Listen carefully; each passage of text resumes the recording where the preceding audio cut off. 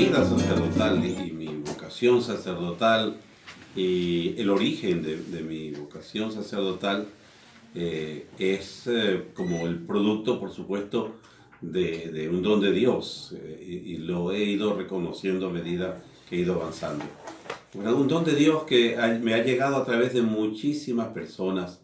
en primer lugar de mi familia. Mi vocación creo que germinó en el corazón mismo de la fe de mi familia, aunque ni mi papá, ni mi mamá, ni ninguno de mis hermanos me impulsaron explícitamente hacia el sacerdocio.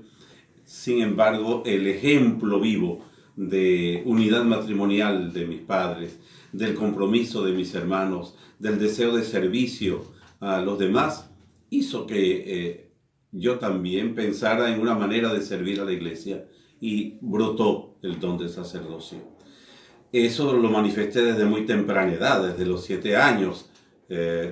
Quise manifestar mi deseo de ser sacerdote.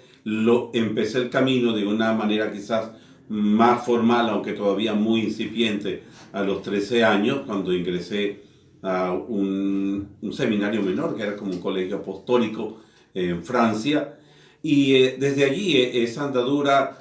se ha ido como madurando, se fue madurando a través de muchísimas personas que intervinieron, sacerdotes, familias nuevas, amigos,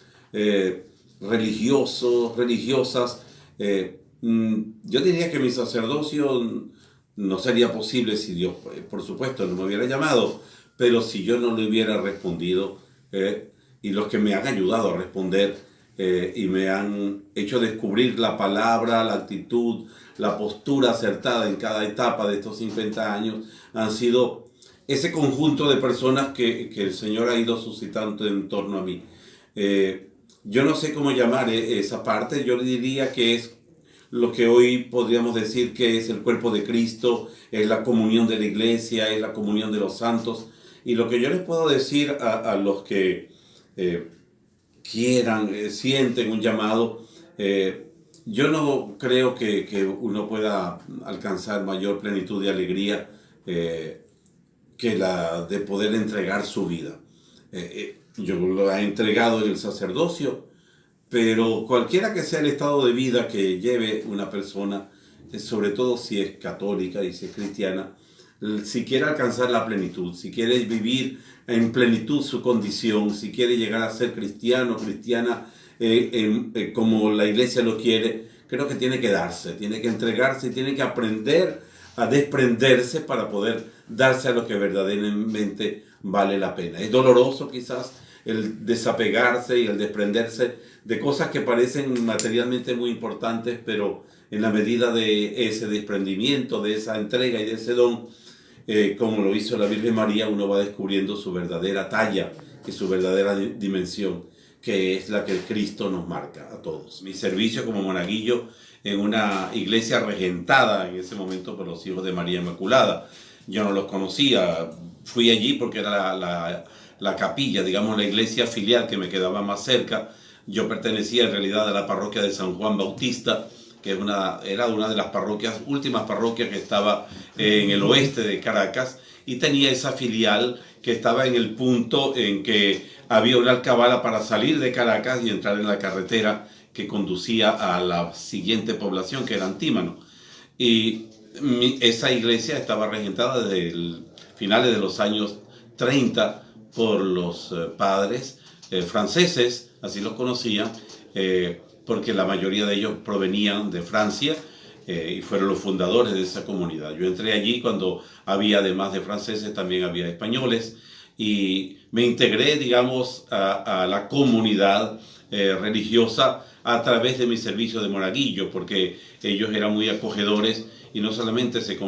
concentraba todo en el servicio del altar, sino que progresivamente me fueron dando mayor participación y acogida en la comunidad. Así que allí también mi vocación floreció. Evidentemente entre ellos influyeron mucho un sacerdote venezolano y 2 jóvenes sacerdotes franceses y un sacerdote español que había que llevaba en ese momento la parroquia.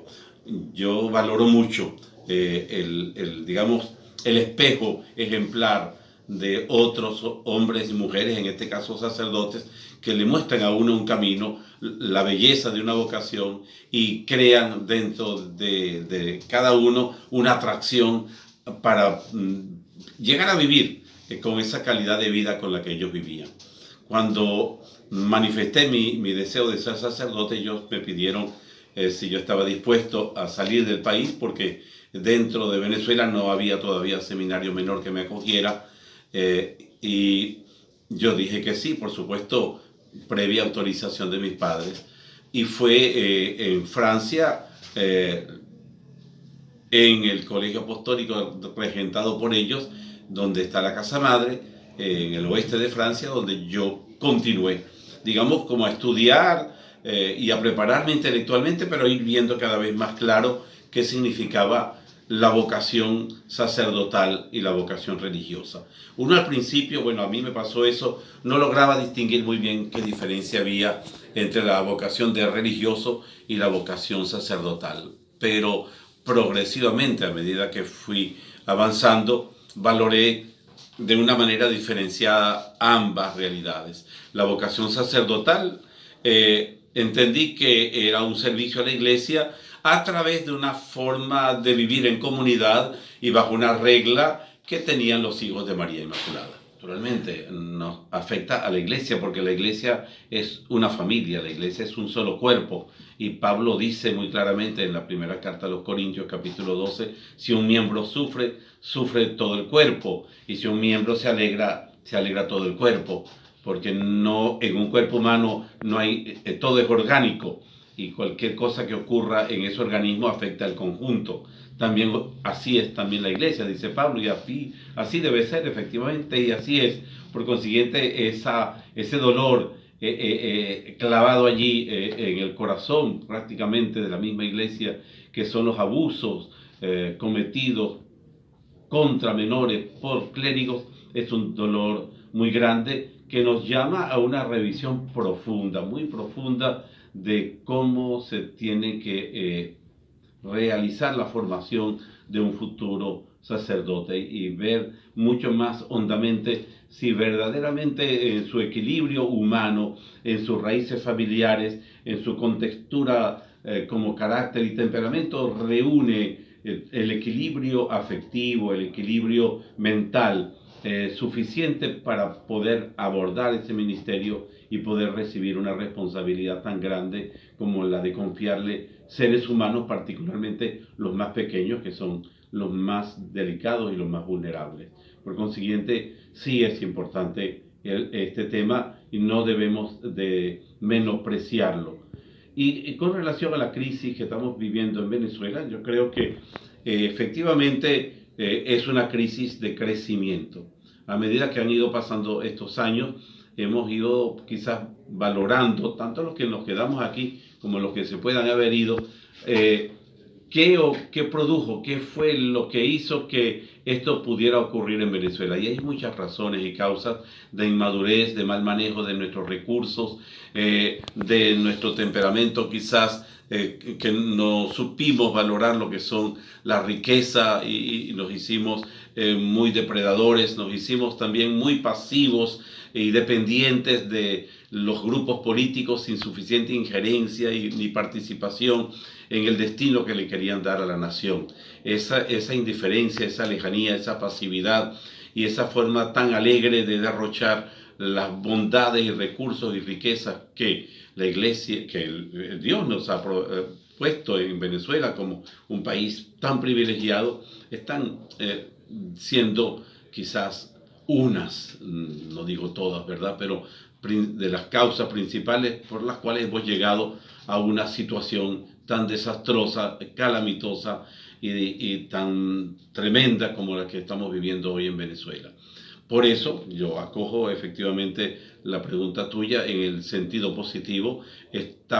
Lo que estamos viviendo no es para que nos pongamos a llorar, no es para que nos echemos al suelo y empecemos a esperar una solución mágica. Esto es una profunda interpelación que se nos está haciendo. Busquemos claras qué preguntas tenemos que contestar, qué cosas tenemos que remediar, y por consiguiente no solamente es una realidad interpelante, también es una oportunidad, yo diría una gran oportunidad para que cualquier situación que emerja más adelante, que sea más concorde con la democracia, con la libertad y con la justicia, nos encuentre preparados para poderla construir juntos.